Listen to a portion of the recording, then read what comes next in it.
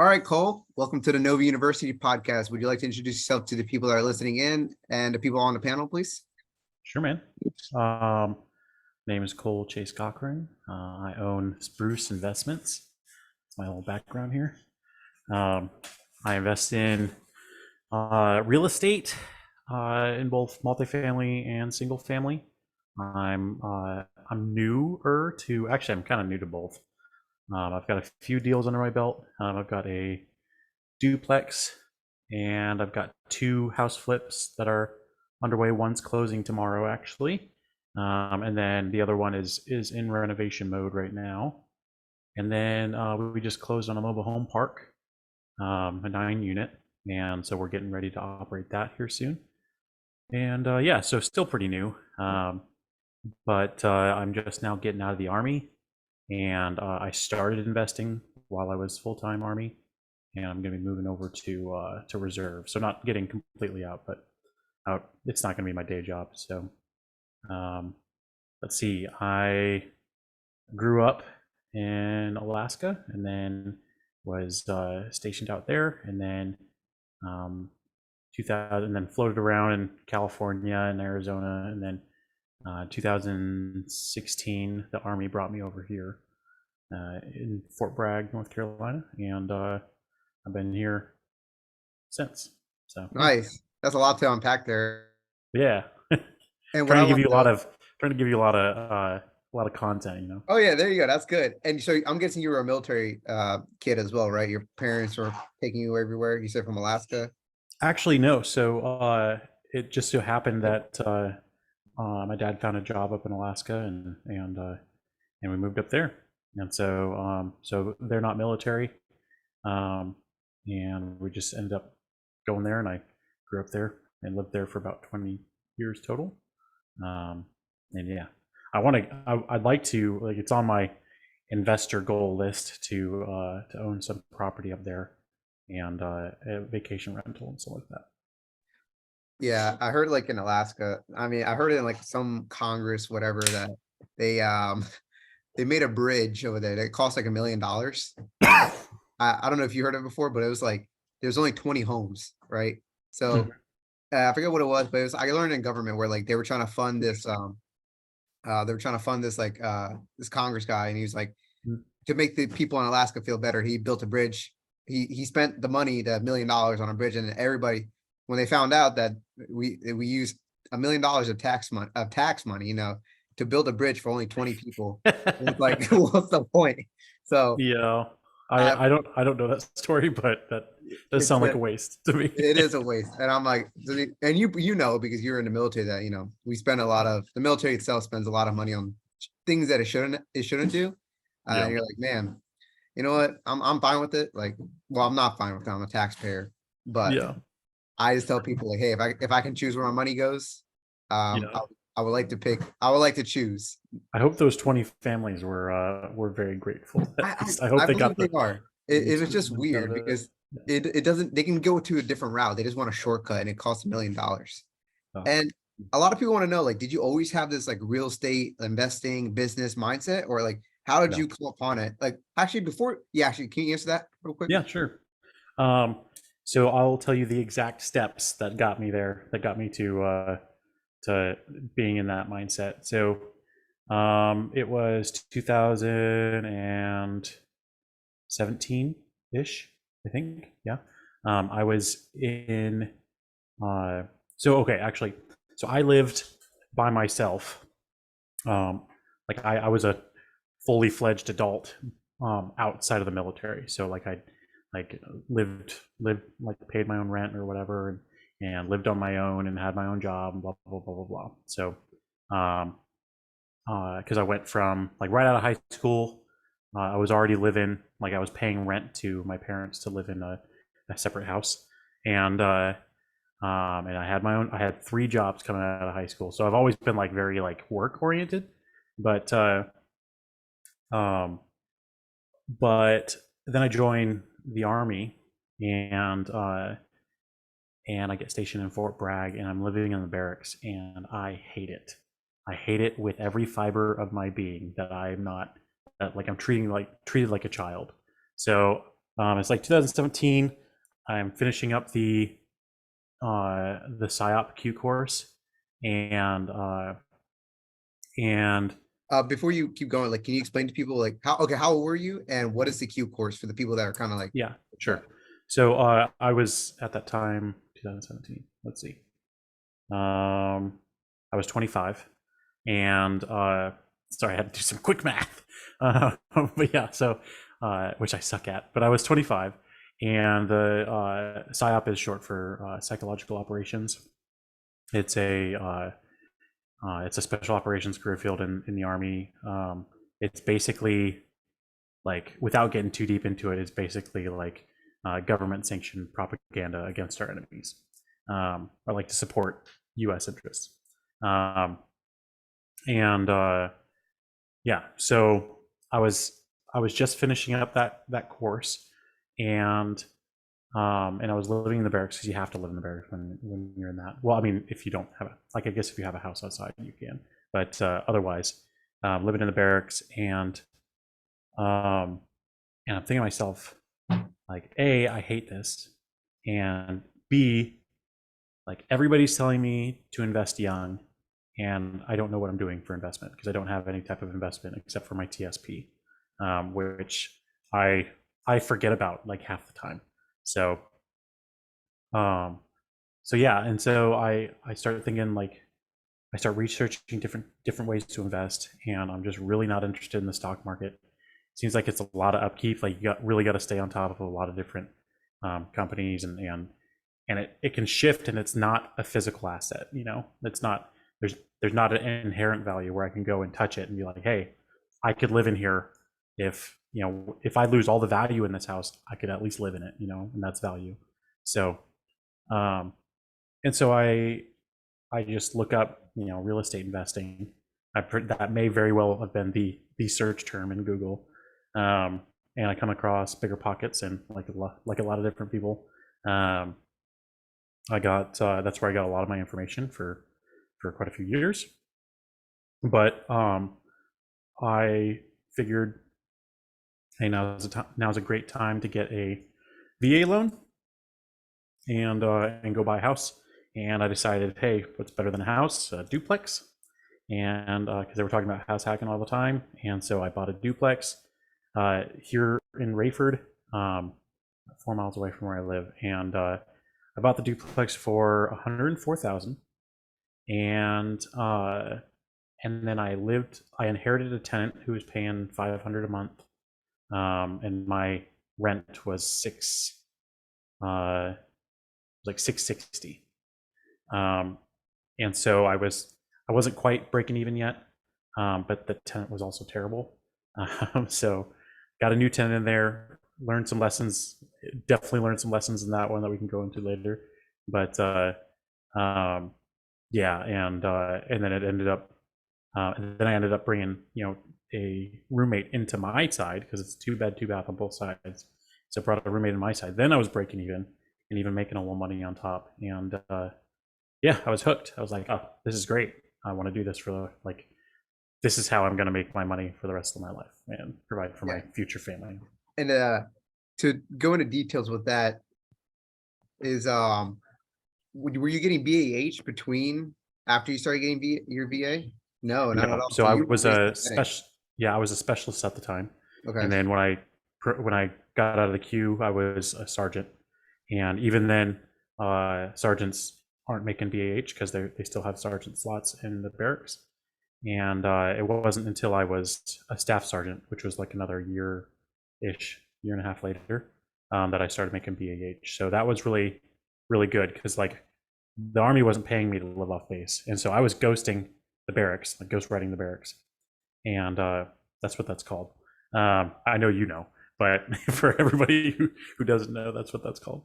Um, and so I was ghost riding the barracks, and just living rent free out in my house, and having my tenant pay down the mortgage. Oh, and the cool thing is on that is that uh, so now I live in my house, um, and and the duplex, the one side rents for um, 825 and the other one for 850, and they're about to get bumped up to around the 900 mark.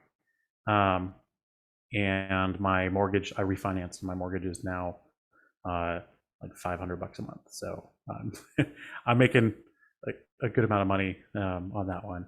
Nice. It's awesome. I wish I wish every deal was like that, because it's I just somehow bought at the right time. It wasn't like it was thought out by me. We're like, oh, now's the right time to buy. It was more like every time is the right time to buy. so Indeed. yeah. Yeah, you got a very in 2017, man, getting your first property then, and then knowing what's going to happen in 2020 and everything up. Yeah. Like Looking no back, no one could expect that. You got some cash out of that, especially in yeah, around the area where prices were just jumping up from like a yeah, $50,000 house turned to like almost like 150. yeah, So that's crazy. yeah. I And think it's. I think it would praise for like 160 now, 160, 170. Obviously now it's dropping a little bit now, yeah, but like I'm not going to refinance. I'm not going to sell it because I've got a 2.75 interest rate, so there's no way. yeah. And then you started for me, like you say, you got into bigger pockets because you saw something, you came across it.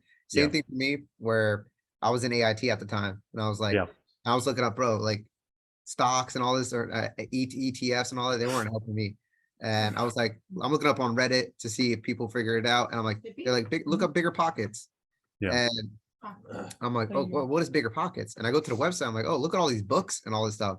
And I'm betting that you started reading all the books that Bigger Pockets had, and you I've gathering information. Yeah, I was just consuming books. I got into a couple years earlier. I had gotten into audiobooks, and so every drive to work, I was listening to audiobooks. Listening to like my Audible page is just full of Bigger Pockets books, and I'm branching out now, branching into like leadership books and business books and beyond that, and like self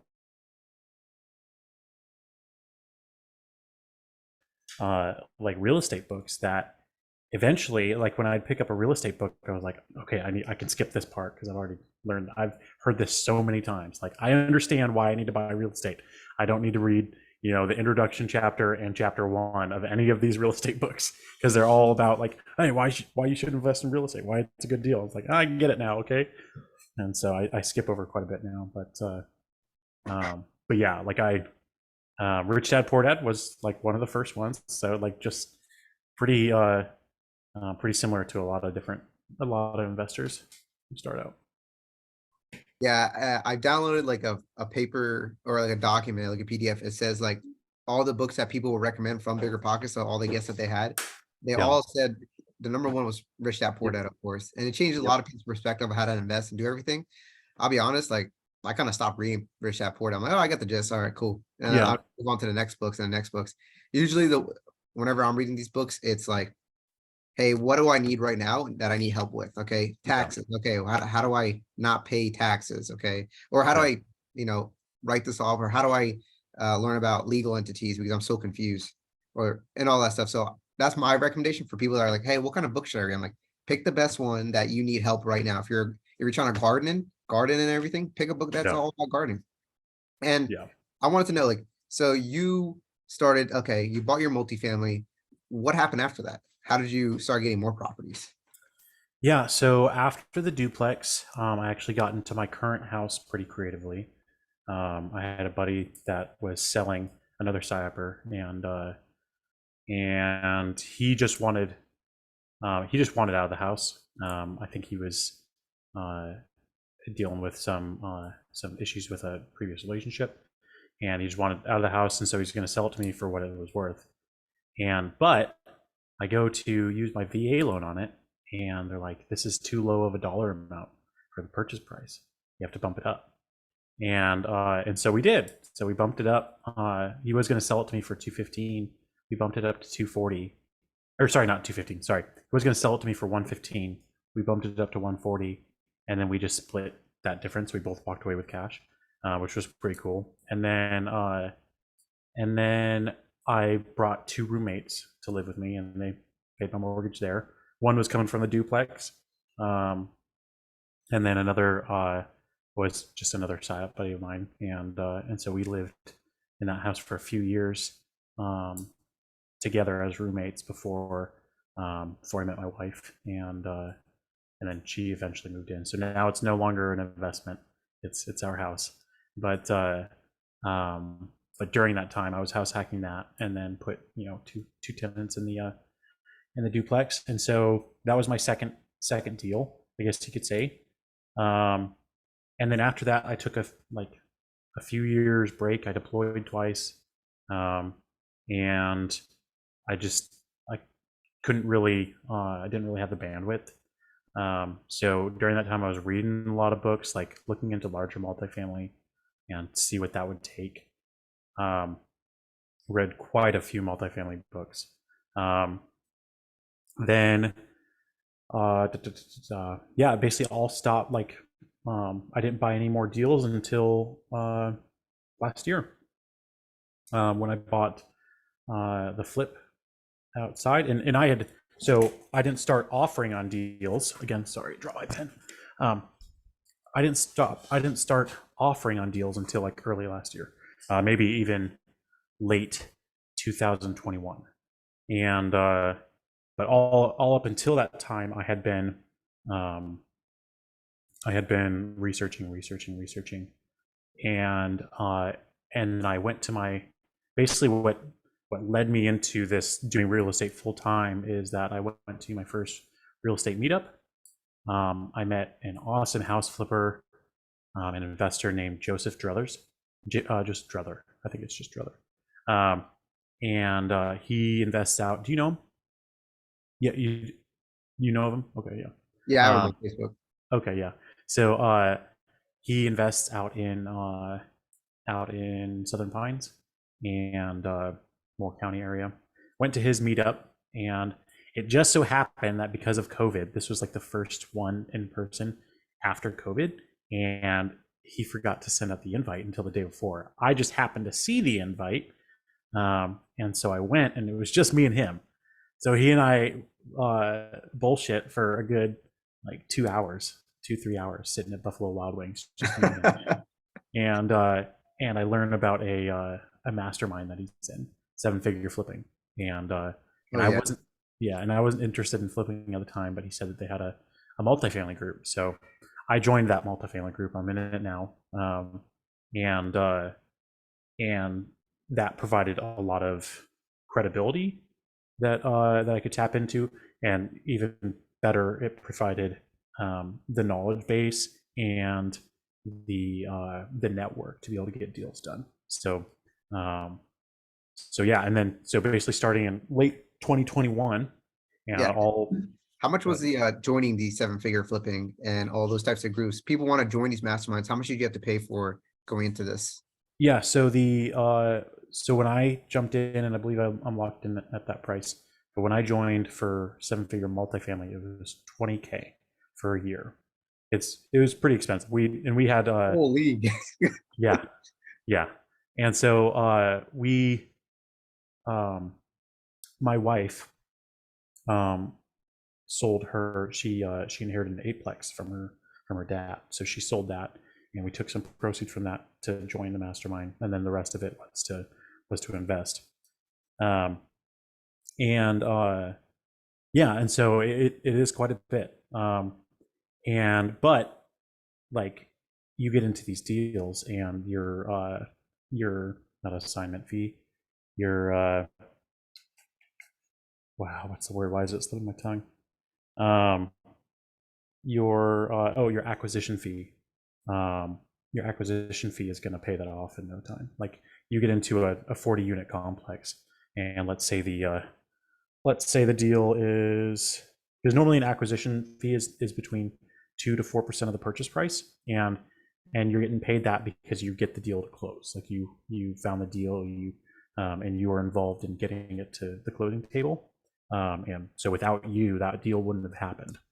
And so let's say it was a $2 million deal, and you charge a 3% acquisition fee, so 0.003. Oh, sorry, 0.03. So that's 60K you make as you close. So and like you can close multiple deals in a year. You can, it's not just one, so it gets paid off pretty quick. And they definitely provide you the material and the knowledge to do it. So and the motivation too. Um, so like you definitely want to weigh your options. I'm getting to the point now where I uh, would pay less, or I'm going to put more money or less money towards a mastermind, and more money towards a personal coach that has a business that's exactly where I want to be. So, and because then you're able to get like real individual advice, you can have that person basically walk you through the deal, and they're kind of like tied to you. So Yeah.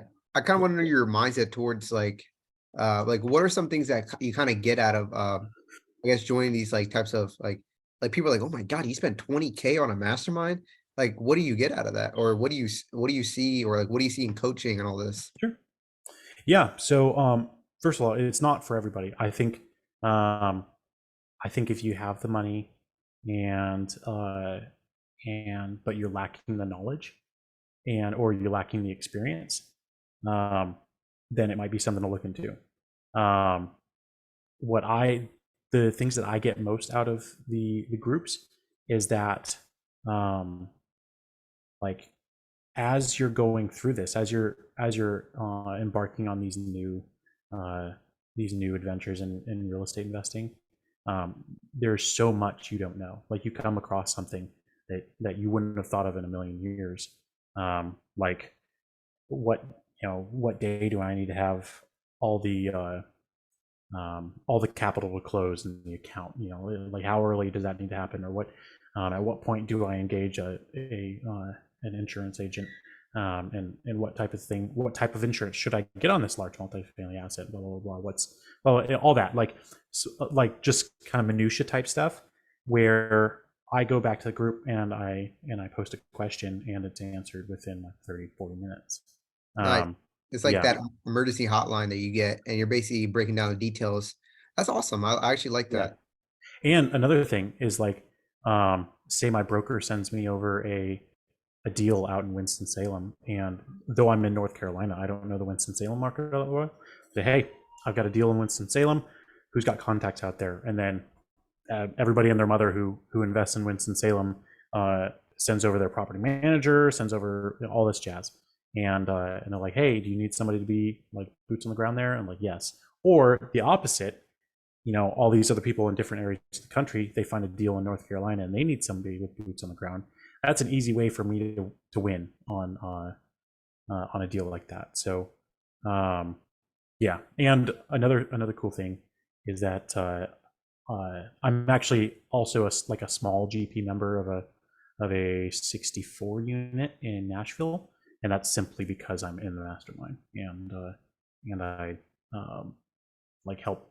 I didn't even really do all that much on that one. So there's people who did more that have a higher equity, but like it's pretty cool. I received a check for like $1,600 for just for doing nothing. So it comes back. So but yeah, the network honestly I think is the most valuable thing, um, and yeah, all the education for sure. Nice. I like that. And also, whenever you're doing these acquisitions and all this, people are money, so you just give them the money and then they just do the investment for you in a way? It depends. It depends on what role you're playing. So in uh I don't know I'm not sure who all who all you've interviewed. So I'll just go into kind of like the different roles within a multifamily investment, if that's okay. Yeah, that's Cool. okay. Go ahead. Cool. So so you've got a multifamily investment, or you've got, and not even just multifamily, it could be large commercial, but like these larger deals, the amount of effort you put in scales a hell of a lot better than with smaller multifamily. Um, And what I mean by that is that you can have a team of 4 that could spend the same amount of effort buying a duplex as they would buying a 60-unit apartment building or larger. So, um, so the different roles in a uh, in an investment like this is, one could technically do it all themselves. I don't advise it because you're going to get way overwhelmed and you're just going to Like unless you have hired team members like in your business, you don't. It's very rare that you're going to ever buy just one thing. Excuse me. All by yourself and be able to manage it and all that jazz. So your four roles, four-ish roles, are acquisitions, and that's the guy that's actively out engaging brokers, engaging potential sellers, off-market sellers, and managing that whole negotiation and getting the deal to the closing table. So you got your acquisition guy. Next, you have your underwriting guy, and these can be wrapped into one person, or split up into four people, or whatever. It's like 2 or 3 people. Either way, so you've got your underwriting guy who's going to go in and ensure that the business plan works, given the numbers that you are able to pull from the seller or pull from the market, whatnot. So they're like verifying, like, hey, this is a deal. Like your acquisitions guy are going to see it and be like, okay, this could be a deal, and they probably have some experience underwriting as well, but maybe that's not their main thing. Maybe they're not a numbers guy; they're just a people person. And so your underwriting guy, your numbers guy, is going to go in and dig really deep into the minutia, dig deep into the market, rental rates and insurance rates, all that jazz. Plug all the numbers in and give you your different course of action for the investment, and that's a big deal. And then you've got your capital raiser, and this is the guy that's going out, or girl. Any of these could be girls too. I know them. But you've got your team member who is focused on going out and raising money from investors. They're going to be involved in investor relations on the back end once you're actually operating the property, and they're going to their main focus is to be able to sell and deliver that property to their investors. And they've got certain returns that are kind of like market, like classic market returns that they're going to want to hit. And so they're working with the underwriter and stuff like that to be able to accurately portray the investment to their investors. So to their passive investors, most likely. And then finally, you've got your asset manager. And this person is basically going to be in charge of executing the business plan and managing the asset. So they're going to be working hand in hand with the property manager, or maybe they are a property manager. I know people who have property management businesses who obviously make excellent asset managers. But they're going to be in charge of making sure the rehab is done on time. They're going to be working with contractors. They're going to be doing all this type of stuff, collecting rent, and actually executing on the plan that everybody put together in there. So those are your four roles, and so on this deal, or sorry, on the mobile home park deal. Yeah, please talk about that. Sure. So on the mobile home park deal, it was between me and it's a JV deal, but the two managers of the project are me and Austin Gordon, and he's awesome. He brought me the deal, and so he was in contact with the seller, and he negotiated and all that jazz, and managed that relationship. And then I helped him underwrite it. He already had some underwriting done, and I kind of verified and dug deeper into it. And I mainly focused on raising money. He did bring a couple investors as well, and help me out there. And then so we went through due diligence together. I mostly focused on the bank, finding the lender, all that jazz, making sure we could close, and we just tag teamed it, and we're going to be managing it together too. So Nice. Can you give the four people summary, like what you need, so that people are that are taking quick notes? So just rehash those people. Yeah, rehash the 4 people you need. Yep. So you need acquisitions, Yeah. you need underwriting, you need capital raising, and you need an asset manager. Okay, nice. And can you quickly describe what each one does so that Yep. people have a better Yep. understanding? Acquisitions finds the property and gets it to the closing table. Underwriting basically verifies all the numbers. Mhm. Capital raising raises all the money for the deal, like any cash that you're bringing to close, however you're funding that deal. And then the asset manager executes the business plan. Nice, awesome. And what makes this like I see you're getting this one is the first commercial property you guys are getting into, right? The first multifamily type Yeah, of so this commercial? is my first larger deal. I've put offers on so many, man.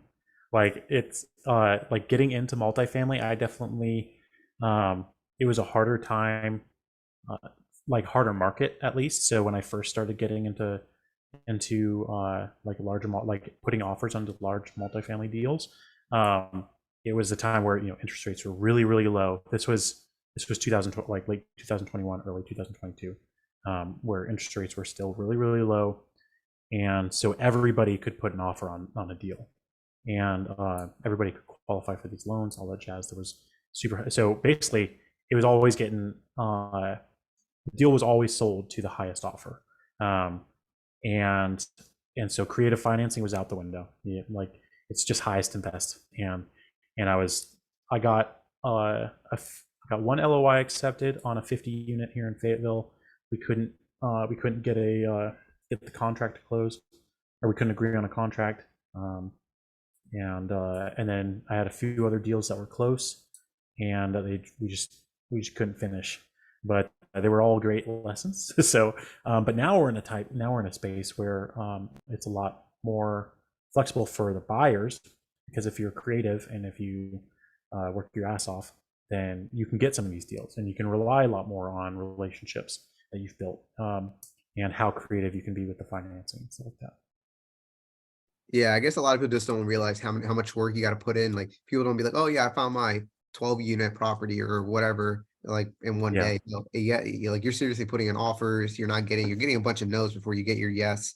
Yeah. And whatever, like, what attracted you to multifamily or to commercial properties itself? Why not just go residential like some other people might do? Like, what about commercial excites you?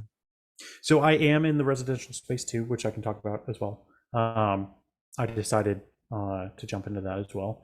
But what excites me about multifamily is just the economy of scale. So like I said, you can spend the same amount of time looking for looking for a duplex and a fourplex as you would, in the same amount of energy as you would um, get into the closing table on a 100+ unit apartment complex.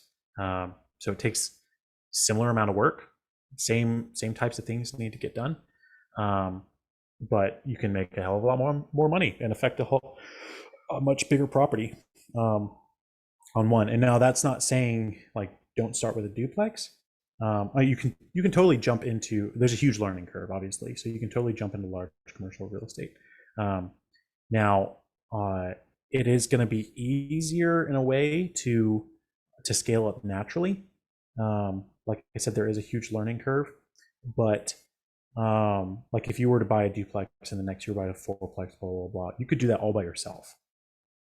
You could scale that way. That's how some people acquire this, huge wealth, um, by themselves. But that's because they're like incrementally um, growing their investment, like basically doubling up every time. And so it's not as much of a learning curve. It's a lot slower because you're not using other people's money, um, and stuff like that. But yeah, uh, so that's what attracted me to large multifamily, and I also like the fact that like if you improve a property, like you improve this 50 unit or 50 unit apartment complex, like you're improving a community, like you're having a you're putting your stamp uh, of bettering the world, on this plot of land. So it's I think that's pretty cool. But I think that about real estate in general. Like that's one reason why I'm into flipping as well. Why I jumped into flipping is because I really like one of my favorite things about this whole process is seeing the transformation, like seeing what it was before. There's before and after pictures, like, and knowing the work that it took to get there. I just find that awesome. So yeah, and then I jumped into flipping as well, simply because I hadn't closed on a deal yet, and I was getting to the point where I was about to be, not working full time for the military and not receiving that full time military paycheck, and this was a way to a quicker way to bring money in for the family. So, and I know people that like my coach, he started out flipping, and he has this amazing flipping business, and then he moved into multifamily, and so I'm trying to basically like emulate that. Yeah, I like that. I like and I have it's like a step thing, I Uh-huh. guess. Like layer one would be people that just do wholesaling, right? So someone getting into this. Layer two would be people doing flips, Yeah, and just to see what real estate's like, what property, how it feels like, right? Like get your hands dirty a little bit. Maybe you don't have to yeah, do it, but at least you can make some mistakes. And level three would be like rentals, right? Holding on to them. And then, level four and five is like commercial apartments and whatnot, right? So those are like some of the advice that I give to people. Like, hey, you should probably like, you don't have to like get deep into a skill, but learn what it is about. So like, it's like for me, I like to learn about electricity, like construction, like how much would labor cost actually be? Just so like, like you'll see a bunch of plumbers come in or a bunch of electricians, those flick one switch and then they made $300 from that. So I'm like, oh man, and I've been swindled too, man. I was like, oh my God, I could have done that. And I'm Yeah, like, now I got to learn about it. And we have YouTube now, but a lot of yeah, people, they don't really use it like that. yeah. So a question would be, what advice would you give to someone that's kind of getting into it and they don't have a lot of money, a lot of capital? Let's say they're a young person, they're like 20 years old. They're trying to get Yeah. into real estate and invest. What's your best advice? Yeah, so I would say, I was just thinking about, like, this kind of goes off of what you were just saying. I would say that best advice is, one, figure out what you're good at, like understand yourself and know what types of things you gravitate towards, because a lot of different people are going to be better at different things in investing. So I'm not a numbers guy. I can understand them. I hate like going through it. I don't enjoy sitting and looking at a spreadsheet. Um, but I am definitely a people person. Um, so how I apply that to make me a better investor is like I focus my time on things that I'm good at, like connecting with networking and connecting with different brokers, connecting with sellers, talking about real estate everywhere I go. Like that gets me deals, and then once you know what you're good at, you'll also know what you're bad at, and then you hire that out, like you partner that out, um, and that's how you're going to get yourself into more and more deals, and that's how you're going to grow. So I think that's probably like other than somebody like telling somebody, just do it, just buy your first deal, because you're going to learn so much. Other than that, like figure out what your like where your personality and where your skills lie. And what was the biggest mistake that you've made in your real estate journey? I guess like from the beginning to now. That's like, Yeah, oh I've man, made I've made so many mistakes.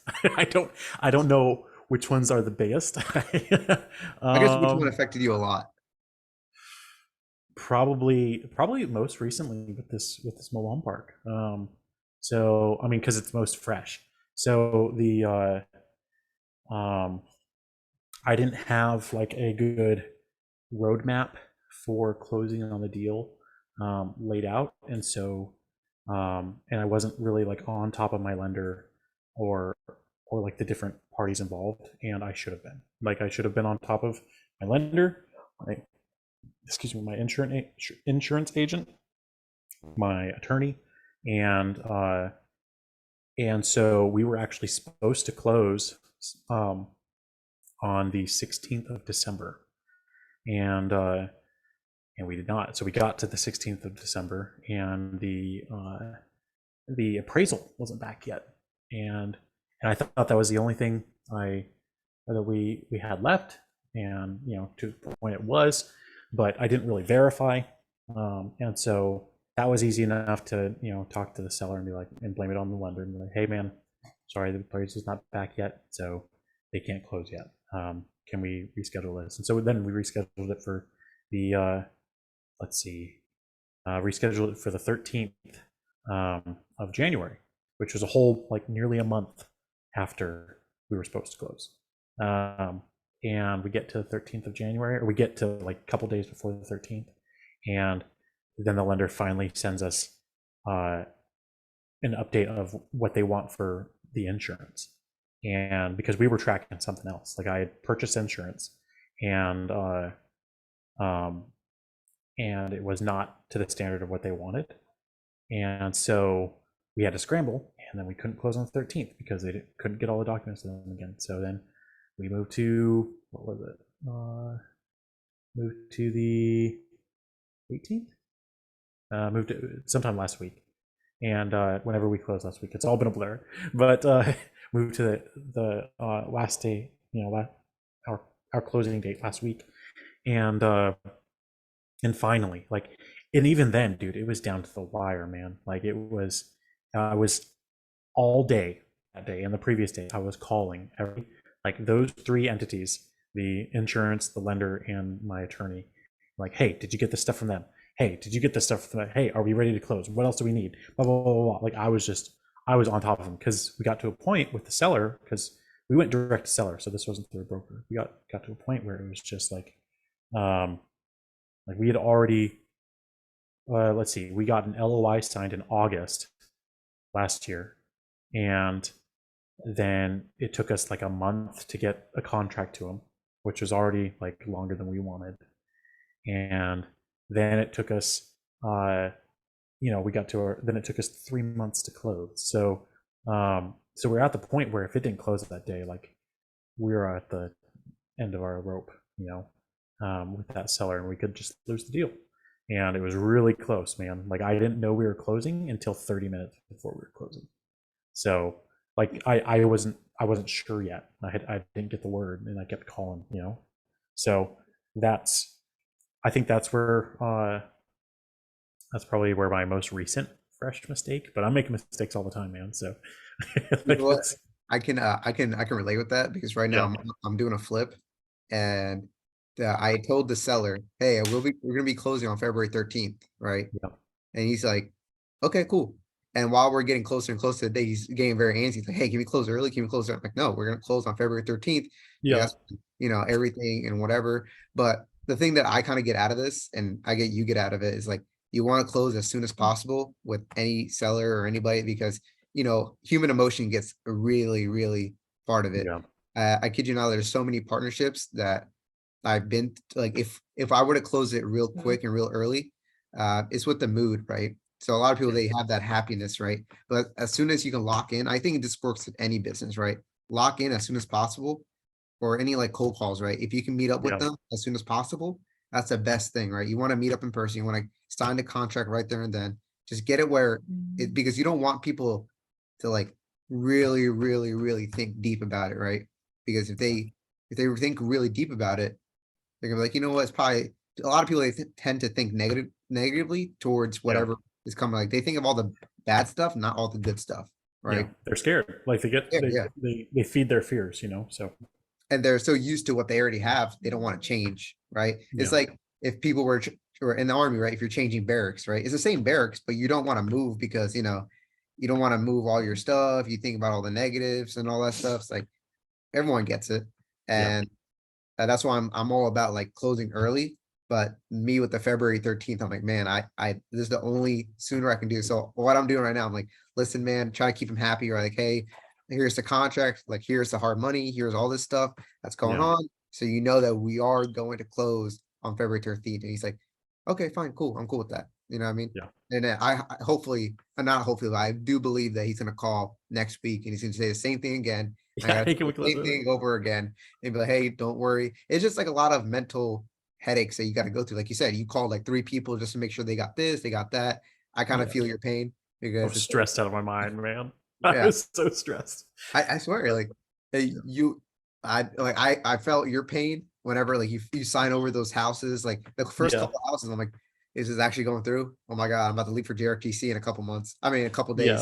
Yeah. I'm like, Yeah. hopefully okay, I got the house now. I got the keys and everything. I'm like, I take a breather. I'm Yeah. like, then the fear comes in. It's like, oh shit, I still got to do some stuff to the property. But everything just settles, and you can relate with that a lot. Uh, Yeah. what is a, I guess, a productivity hack that you would recommend for someone that's like, hey, I feel like I'm procrastinating. I feel like I'm not doing as much for real estate or my investments. Like, what do you think I should do? Hmm. Like what to get yourself active? Yeah, what made you a lot more active? Like, what's like the one thing that's like, hey, if I do this, I know I'm going to be on a roll. Yeah. That's an interesting question. I think like for myself, it's like one, I'm already kind of passionate about this, and I was able to start at a small enough scale, and take the risk, um, where it's kind of natural, like a natural progression. Um, but what really gets me going is like connecting my goals and things that I want in my life, connecting it to like how does closing on this real estate deal, how does this move me towards that? So like so it's not just ethereal, and it's not just this like you're because you can get caught up in a deal and be like uh and be so involved in it that you kind of forget like about why you're doing it. So um so I think it could be good to really um focus on that. And if you find yourself like slipping on it, or lazy or behind the curve or whatnot, um I don't like to have negative self-talk. Like I used to call myself lazy all the time. But that doesn't really help. It can help in the real short term, but you really want to, I think, I'm no expert, but I think you want to kind of connect your long-term goals to your short-term business and what you're doing there. So I think that should be able to keep you active, and kind of like constantly remind yourself of it too. Like a lot of people use vision boards. Um, I don't. I don't look like I don't write all this. Like a lot of people write stuff. And could probably do better. I would probably be doing better if I wrote all my goals down and stuff like that. Um, but I do keep it in my mind like every day. Like I'm thinking about like the future and how this is moving towards the next deal. That's good that you say that because I've totally changed the way I work now. Yeah. Instead of systems, like, oh yeah, I'm doing this, I'm doing that. Every hour is doing something, right? Yeah. I see that that's not like I have a coach, right? Mhm. And I'm telling him this. I'm like, he's like, why are you why are you worried about systems? You should be worried about your goal, right? Yeah. You do things that would target your goal. I'm like, wait a minute, I never thought of that. Because while I'm doing my systems, I'm always just complaining about, oh my God, I'm not getting this deal. I'm not doing this, right? He's Yeah. like, just focus on the goal instead of your systems. You'll be much further ahead than what you would think. Like if your goal is like, hey, I want to reach financial freedom. Okay, Yeah. break it down. What do I have to do? I need to buy some houses. Yep. Okay, what kind of houses, right?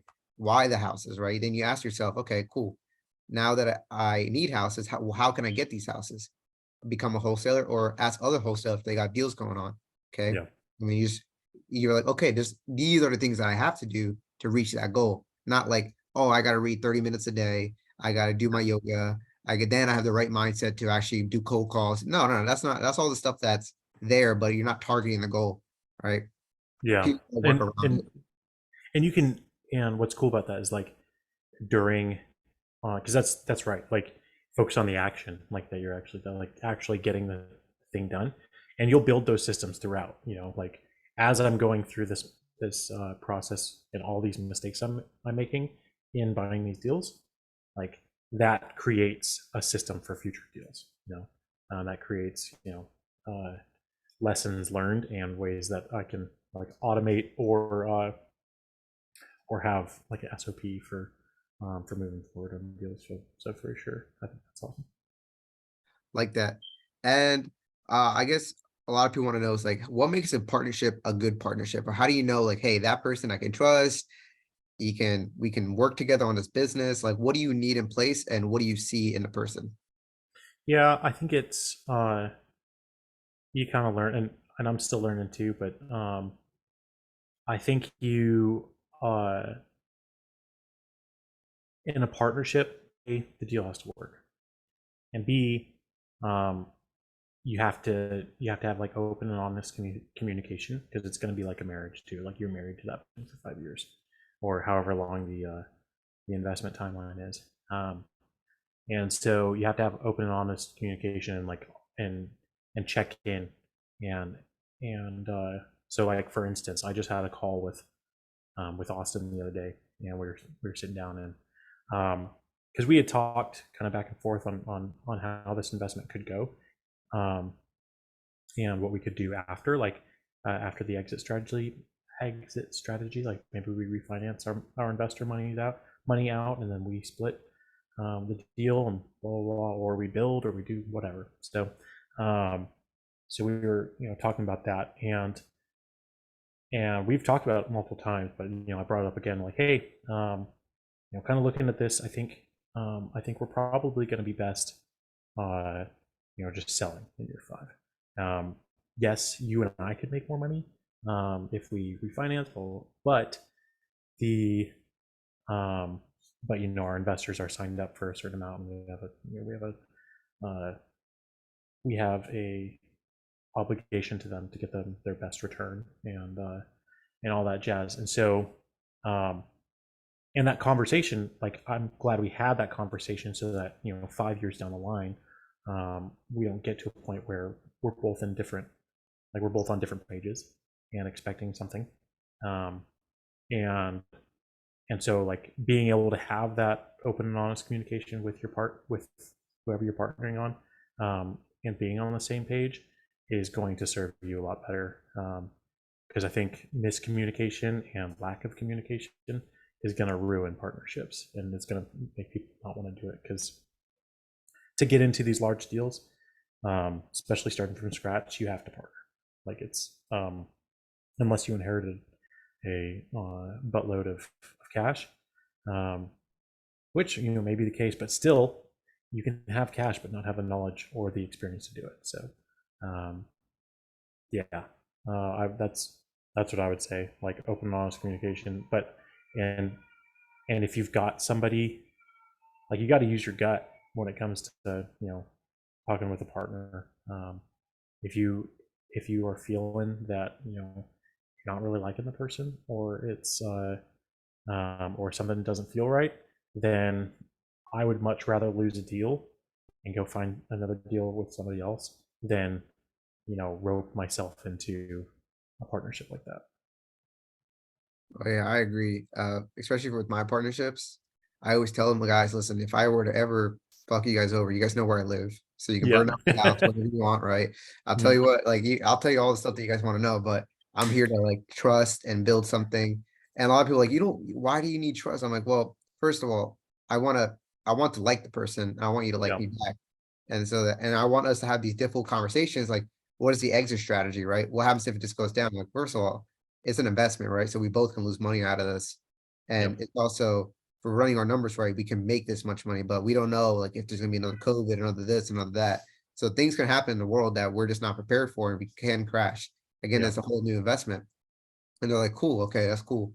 And I tend to do things where it would also build their life is better, you know what I mean? Because Yeah. I know it's like an employee, right? If you have an employee, you want them to take classes, want to take them, if they're like the best employee, they're working hard for you. You want them to like succeed, you want them to grow, and hopefully they teach the newer people how to do it so that they can leave the company and make their own things or do better things, but leave your company with like good things behind, Yeah. right? So with my partnerships, I just make sure that, hey, are they eating good, or is their family safe? Because you know, if I know that they're struggling like that, hey, don't invest, right? It's not time for you to invest. It's time for you to like keep that as an emergency fund if things happen. Okay. Yeah.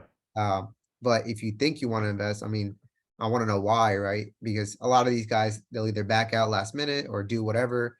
But I'm like, hey, if you're safe, you're good. I feel good for you because I want you to be safe, because there's, as a partnership, yeah, money's the goal is the business. Is it going to work? But I also want to make sure that there's no one the same as you, right? Yeah. So you're worth more than the money. And then if we just work together, we can literally make more money than we are talking about right now. So that's how I kind of see partnerships as well. And what is the biggest lesson that you want people to take out to that the biggest lesson that you want people to understand? Just like over real estate in general or investing in general, or Real estate that's a investing. big Yeah, that's a ask, big man. one. Yeah. Yeah. What do you want the people to learn for their Yeah. life? Like from you, like what is the biggest lesson? Like, hey, this is what I've learned in my life. I want people to take this. Okay, all right. So we're going as big as life. Okay. I don't know, man. Hmm. Man, you should have sent me this question beforehand so I could think about it. No, No, that's what I like to do with like I like to make my podcast in a way where it's like kind of like unique, where it's like, oh shit, you're asking me these questions. I want you to think on the spot, like, hey, what do you yeah, think through your heart, not through what your brain says, I yeah, guess. yeah. No, I gotcha. So, like, I don't know, like in regards to life in general, I think the biggest lesson is like, hmm, yeah, I think it, it kind of goes back to um, like how to even just like how to get your first deal. Like, I know this is like outside of real estate itself, but like knowing yourself and understanding yourself is going to be really, really, really important. Because you can only like if you're fighting who you are or you're fighting what your skills are or something like that, like um, you're not gonna get very far. Like if you're fighting your gut, if you're like trying to be something that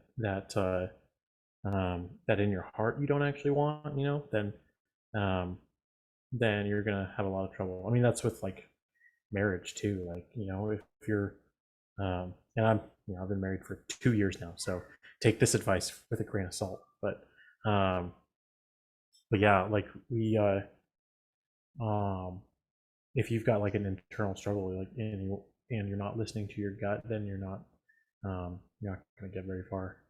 So I think it's really just knowing yourself, like, and it's weird because that doesn't like um that doesn't quite happen like in your 30s, or at least it doesn't quite happen in your 20s as a guy. Like your 20s is when you're kind of like starting to learn and understand who you are, and that comes more to fruition like in your 30s and later. But for most like men, at least I can only speak from a male perspective, we don't like really quite know ourselves um, until we start getting into our 30s, and we don't most people. I'm not like obviously there's outliers. There's people who know exactly where they're going and what they want in their 20s. But for the most part, 30s and up is when you start like really honing in on that and developing that. So yeah, I think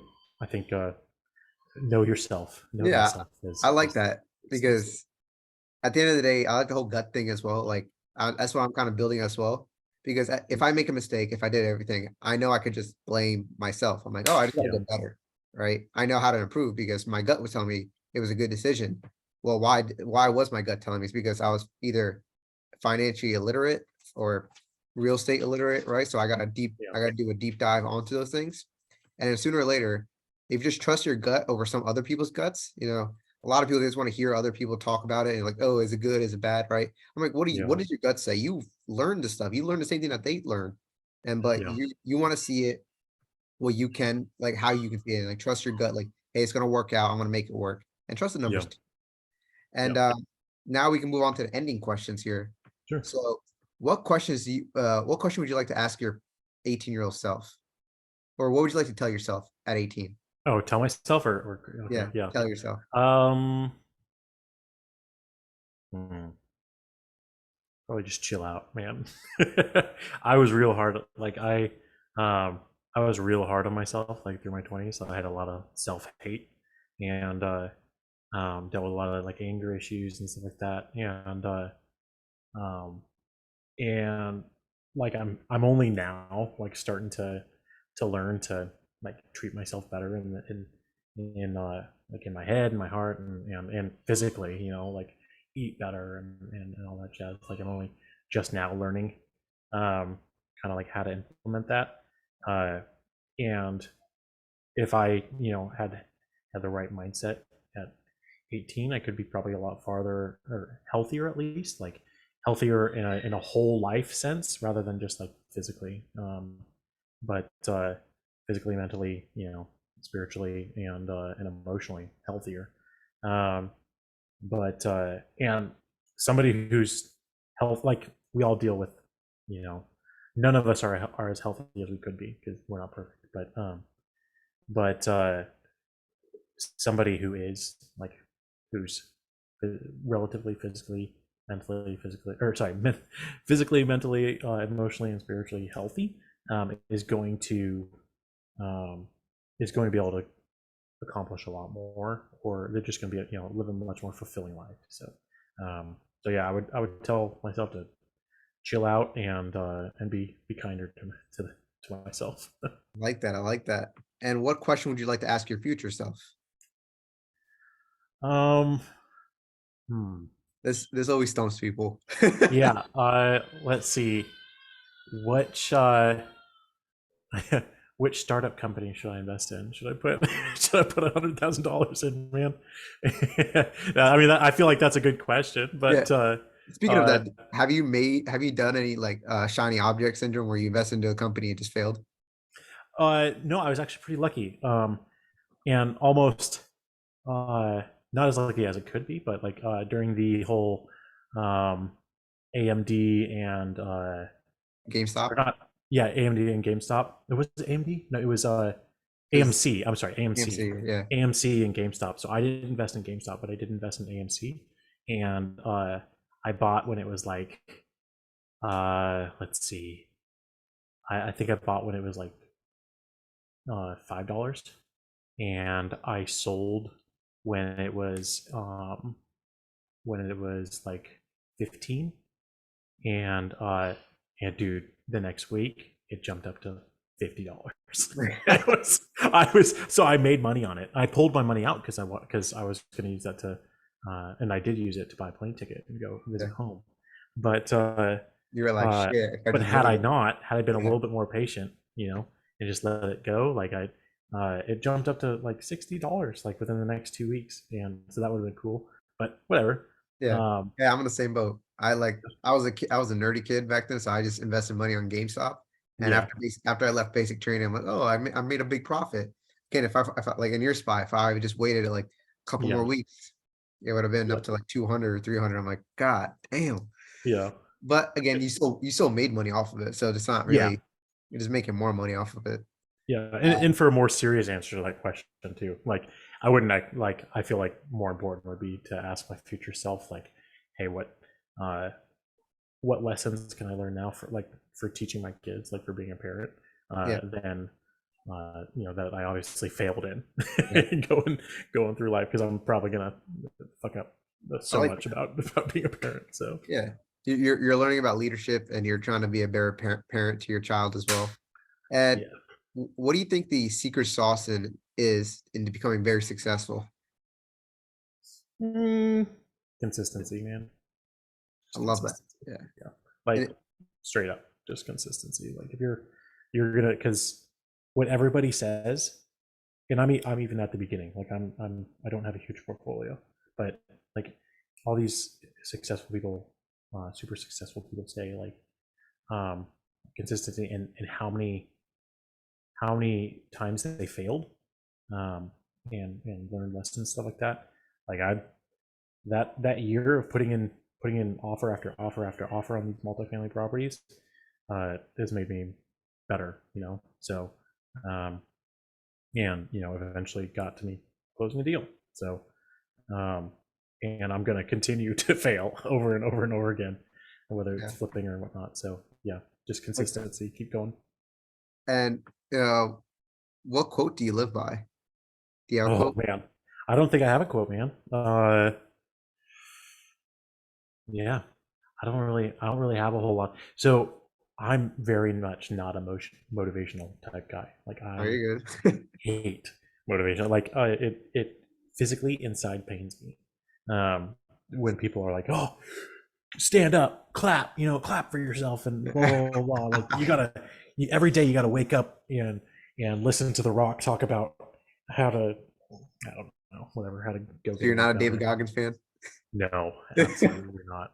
I respect what he's done, but I do not subscribe to that type of no content. I kind of like it because like, bro, like am I doing enough? You know what I mean? Yeah. Like, oh, this guy's telling me like I'm a bitch and I should be doing more. I'm like, Yeah, okay, fine. exactly. But what I'm saying, like, don't talk to yourself like that. Yeah, Like you can because like negative self-talk. like yeah, talk like that, or like will get you so far. Like Yeah, a negative. I listen to a lot of.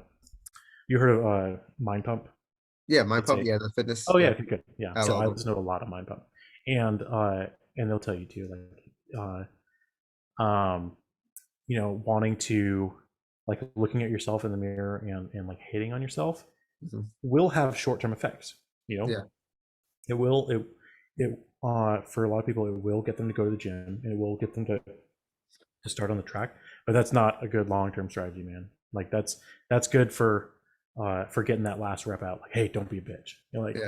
yeah, But um, but as a long term goal, like that's you start speaking to yourself like that, and you're going to start believing it, and then you are going to be a little bitch, you know.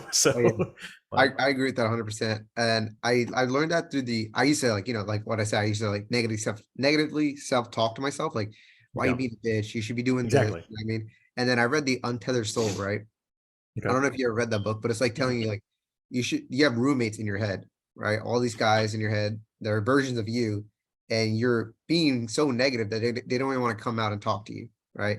So I there's I might sound the same, but it's like you have your other version of yourself, right? The one that you look up to is better version of you.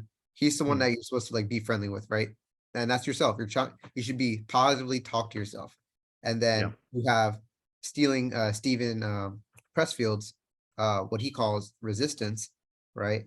As like Right. the devil or people, whatever they say, is like things that you don't want to do, right? Like, hey, I should be doing this podcast, but I'm gonna go ahead and sleep, or I'm gonna go ahead and watch another episode of Netflix instead of doing this, right? But that's resistance talking to you. And Yeah. then you have the beast, or I like to call mama mentality, right? Because you have like that, okay, I'm a killer mode, right?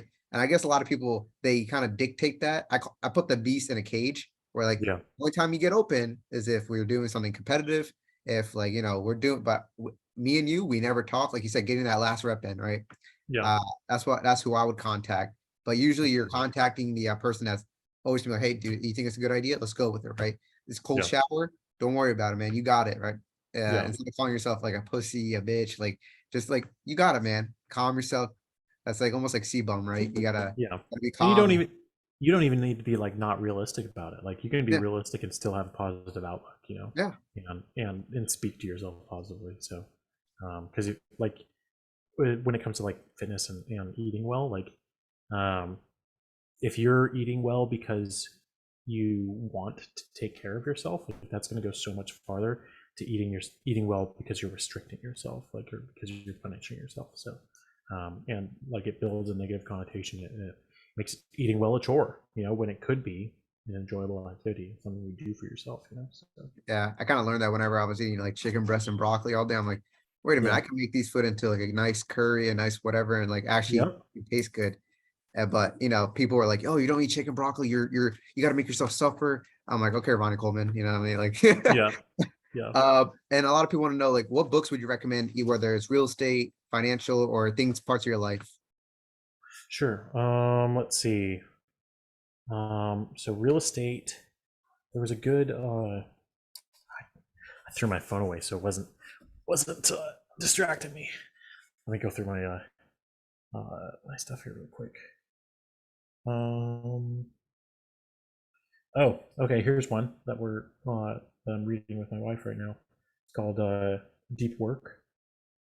Um, it's by Cal Newport, and um, it's about basically sectioning off a certain amount of time and really tapping into what he calls deep work, which is basically like you're in a flow, and so making sure that you have uh, time in your day set aside for that flow where you're not distracted by anything, and you're able to like do that deep work um, and really like accomplish a lot more than you would if you were distracted. Um, if you were answering emails here and there or looking at whatnot. So that one's really good. I loved, like you, like, so you started reading Rich Dad Poor Dad and then you stopped. Yeah. So liked I liked the content in the books. I didn't like how it was written. I didn't. I don't enjoy it. Like I don't enjoy listening or reading it. Because it's like constantly my rich dad this, my poor dad this, blah blah blah. Like just tell me the information, man. But um, I think 12 Rules for Life by Jordan Peterson is really good. Um, that's another one about like treating yourself well, and yeah. So I think those are, Have you and the read it? Bible. You know what? Yeah. Everybody read the Yeah. Bible. Have So you read the I always tell people, like, I think Nassim Taleb says this, like reading older books will help you out a lot more than the newer books that are coming out, because all the newer books are just yeah, like, they're just a derivative of the older books. So I'm like, yeah, oh, that makes sense. So a lot of these lessons you can learn from the Quran, the Bible, the Torahs, right? I'm like, go yeah, read a religious for sure. textbook. Everyone's like, oh, I go to Sunday school. I'm like, well, you're not reading the actual thing. So Yeah. learn a little bit out of it. And have you read the what is it? Jordan Peterson's other book, the other 24 I laws? haven't read it yet. Okay. I haven't read it But yet. I need to. yeah, I'm not a big fan of Jordan Peterson's like book. Mhm. I didn't like 12. I was like, man, I already know this stuff. Okay. I'm like, okay. I'm like, but I'm like, I already take all the lessons, but I'm listening to it because I like Jordan Peterson, but I just don't, I just didn't like the book. Yeah. Yeah. Um, No, I'm looking forward to reading the other one, but it is like it takes some serious concentration to understand like everything that's going on there. But because he gets deep into stuff, but yeah, it's I liked it quite a bit. nice. And Sami here, before we move on to the last two questions, he asked a So question is, where do you think the real estate market is going to head to, or any of this market in the next couple of years? yeah, I mean I think I'm not a what's that called? A I'm wizard? not a economic or a major in economics or anything like that. But I am, along with a lot of people, I think we're heading towards um, a serious recession, much more than like we're already in one, for sure. I think we're gonna start seeing some a whole lot more effects of that, and uh, life economically for us is going to get a little difficult. But but for real estate, I think with it's going to continue to drive prices down, which makes it so you can get into deals easier and be more creative about getting into deals. Um, but it also means you need to really understand your exit strategy and plan for having lower values than what you have today. So like you can take today's comps and then take a 10% off that, 5 to 10% off that, depending on how when it comes to flipping, you you take 5 to 10% off depending on how far out you plan that investment to be. The shorter amount of time, obviously, you can take less off and expect to be closer to those comps, um, but comps are going to go down. So I would prepare for that and make sure you're buying right. But I mean, I am very much of the opinion that every time, like any time is a good time to buy. You just have to buy right. You got to understand your numbers right. Yeah. I always tell people, like, it's like fishing, right? Yeah, the city's not putting in enough fish in the water, but there's always fish in there. You just got to catch those deals. A deal is a deal at the end of the day.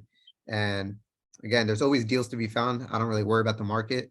I do worry about if, if the eggs are like, $6 or something or whatever. But it's Yeah, like, at the end of the day, it's like people say, it's like, oh, whenever your neighbor is whenever your neighbor like gets fired from his job is a recession, but whenever you start getting troubles is a depression or something like that. yeah, That's how I kind of see it. Um, yeah, yeah. I uh, could see that. yeah. And the last two questions would be, what would you like to tell your child if they're your age and they look back on this as like a time capsule? Oh, just like in 30 years, what do I Yeah. want to tell my son? Oh man, I don't know. Uh, I love you. That's an easy one. Yeah. Hopefully, I'm still alive in 30 years. Hopefully. Um, But man, I don't know what I would want to tell him. I would like to see where he's at. Like just seeing his personality now. At just at um. So I have a 10-month-old and I've got a 7-year-old daughter. So I got Nice. a 10-month-old boy and a 7-year-old daughter. What, And what, I'd love to see like where they're at. Like just to I don't know, man. Like what would you like to just to tell them, see. like, as a dad, like at they're 30 and they both look at this, they're like, what do you got for us, Hmm. Yeah. dad? um. I I would say I don't know. I would mostly want to like impart just whatever knowledge I have now, like because I know like in their lives that they're going to learn different lessons. They may learn some of the same lessons, but um, but I'd like to be able to give them a roadmap for what I learned, and then they get double the lessons, with only having to experience Yeah, one set, happen. So something like that. I don't know, I man. like that. No, it's good. And finally, how can people reach out to you and what value do you think they can give back to you? Um, Man, so you can reach out to me either through Facebook as Cole Chase-Cochrane, and you can put those in like the show notes and stuff like that. Yeah, So Facebook, and then I've also got my website, which is spruceinvestmentsus.com, and then I've got my email. You can reach out to cole@spruce.investments. So there's no .com. It's just cole@spruce.investments, plural. Um, and yeah, man. And as for what value people can bring to me, I mean, just if you got deals, But no, beyond that, like I'm not asking. Like if you, my goal is to bring value to you. So if you got something, something you need help with that I've got experience in, like please reach out. Um, and yeah, or any problems that you're not sure how to get fixed, like reach out, send me an email, and we'll chat. nice. Again, Cole, it's been great having you here. You're awesome. Thanks, I appreciate it, man. Thanks for having me on. This is a very well run podcast, so I Thank you. appreciate it.